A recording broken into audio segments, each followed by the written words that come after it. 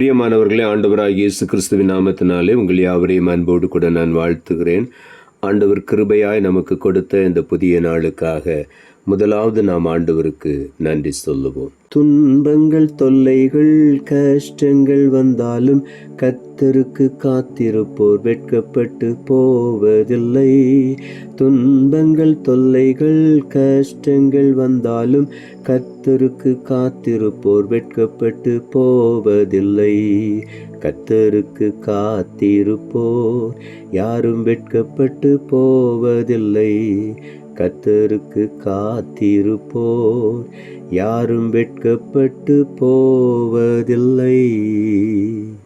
இந்த நாளுக்கு இந்த ஆண்டவர் கொடுக்கிற ஒரு வார்த்தை நீதிமொழிகளின் புஸ்தகம் 13ஆம் அதிகாரம் 12வது வசனம். நீதிமொழிகள் 13:12. நெடும் காலமாய் காத்திருக்குதல் இருதயத்தை இளைக்க பண்ணும், விரும்பினது வரும்போதோ ஜீவ விருட்சம் போல் இருக்கும். இந்த காலை வேளையில் ஆண்டவருடைய வார்த்தை சொல்லுகிறது, நெடும் காலமாய் காத்திருக்குதல். அநேக நேரங்களிலே சில ஆசீர்வாதங்களுக்காக, சில நன்மைகளுக்காக அநேக நாட்கள் நாம் காத்திருந்து சில நேரங்களிலே இளைத்து போகிறோம். இங்கே ஆண்டவருடைய வார்த்தை சொல்லுகிறது, நெடும் காலமாய் காத்திருக்குதல் இருதயத்தை இளைக்க பண்ணும். அநேக சூழ்நிலைகளே நாம் இளைப்படைந்தவர்களாய் இந்த காலை வேளையில ஆண்டவருடைய சமூகத்தை தேடி வந்திருக்கிறோம்.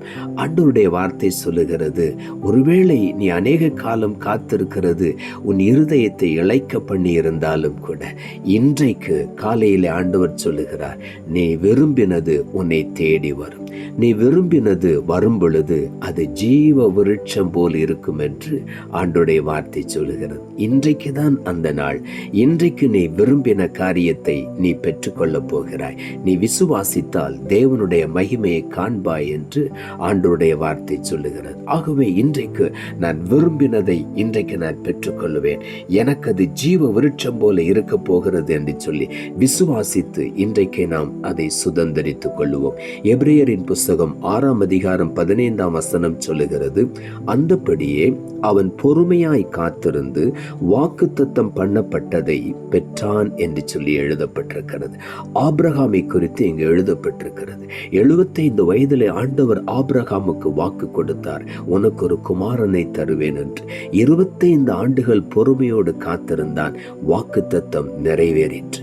அவன் வாக்குத்தத்தத்தை அப்படியே விசுவாசித்தான். இந்த காலை வேளையிலே நாமும் அநேக வாக்குத்தத்தங்களை ஆண்டவர் வேதத்தில் நமக்கு கொடுத்திருக்கிறார்.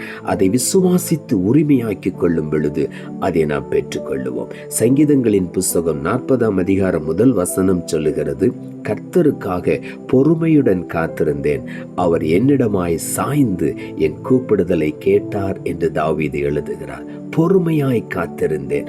ஒருபோதும் ஆண்டவருக்கு காத்திருக்கிறது நம்மை வெட்கப்படுத்தவே வெட்கப்படுத்தாது. சில காலங்கள் நாம் காத்திருக்க வேண்டிய சூழ்நிலை வரலாம். இருதயம் இளைத்து போன நிலையில கூட நீங்கள் காணப்படலாம். ஆனால் இன்றைக்கு விசுவாசிப்போம், இன்றைக்கு நான் விரும்பினதை பெற்றுக்கொள்ளுவேன் என்று சொல்லி. ஏசாயா தீர்க்கதரிசன புஸ்தகம் 40ஆம் அதிகாரம் 31ஆம் வசனம் சொல்லுகிறது, கர்த்தருக்கு காத்திருக்கிறவர்களோ புது பலன் அடைந்து கழுகுகளை போல செட்டைகளை அடித்து எழும்புவார்கள். அவர்கள் ஓடினாலும் இளைப்படையார்கள், நடந்தாலும் சோர்ந்து போக மாட்டார்கள் என்று இங்கே ஆண்டவருடைய வார்த்தை சொல்லுகிறது. ஆகவே தான் தாவீது எழுதுகிறார், நான் பொறுமையோடு காத்திருந்தேன், அவர் என்னிடமாய் சாய்ந்து என் கூப்பிடுதலை கேட்டார். இந்த காலை வேளையில உங்கள் கூப்பிடுதலை ஆண்டவர் கேட்கிறார். உங்கள் பக்கமாக அவர் சாய்ந்து விடுகிறார். கர்த்தருக்கு காத்திருக்கிறவர்கள் ஒரு நாள் வெட்கப்பட மாட்டார்கள், இளைத்து போக மாட்டார்கள்.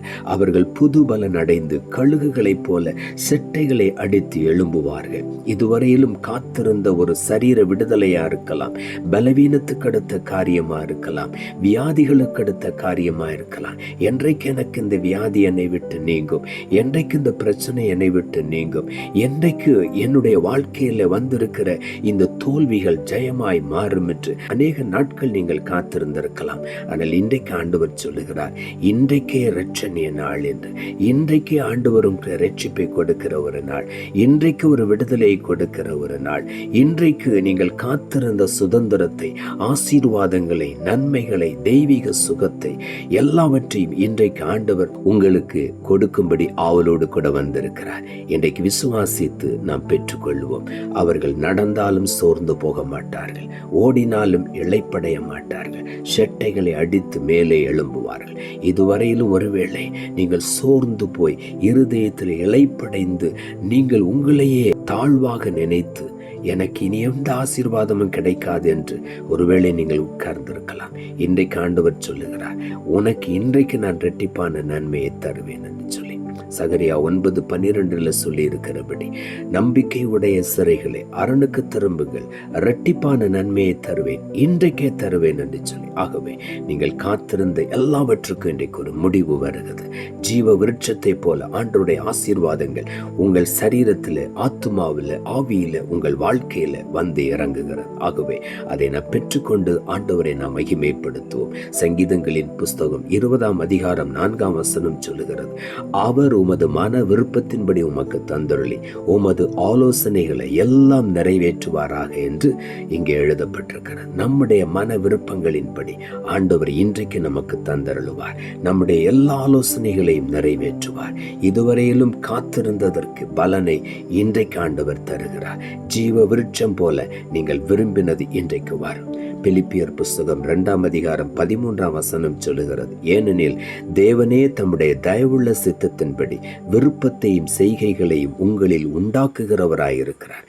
நமக்குள்ளே விருப்பத்தை உண்டாக்குகிறவர் அவர்தான், செய்கையை உண்டாக்குகிறவர் அவர்தான், அதை நிறைவேற்றுகிறதும் ஆண்டவர் தான். ஆகவே இன்றைக்கு அது உங்கள் வாழ்க்கையில நிறைவேறும். விசுவாசிப்போம்.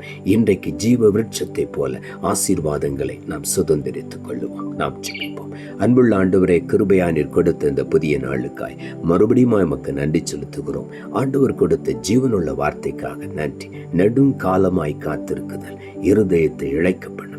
விரும்பினது வரும்போதோ ஜீவ விருட்சம் போல் இருக்கும் என்ற வார்த்தையை கொடுத்தேன். வசனத்தை கேட்டுக்கொண்டிருக்கிற ஒவ்வொருடைய வாழ்க்கையிலும் இன்றைக்கு அவர்கள் விரும்பின தெய்வீக சுகம், இன்றைக்கு அவர்கள் விரும்பின ஆசீர்வாதங்கள் ஒவ்வொன்றும் அவர்களை தேடி வருவதாக, இன்றைக்கு இரட்டிப்பான நன்மைகளை சுதந்திரித்துக் கொள்ள ஒவ்வொருவருக்கு உதவி செய்யும். நீர் அப்படி செய்கிறபடினாலும் மக்கு நன்றி. ஒவ்வொருவரும் ஜீவ விருட்சத்தை பெற்றதை போல இன்றைக்கு நன்மைகளை சுதந்திரித்துக் கொள்ள உதவி செய்யும். தாழ்த்துகிறோம். இரட்சகர் இயேசுவின் நாமத்தில் ஜெபிக்கிறோம் நல்ல பிதாவே, ஆமென்.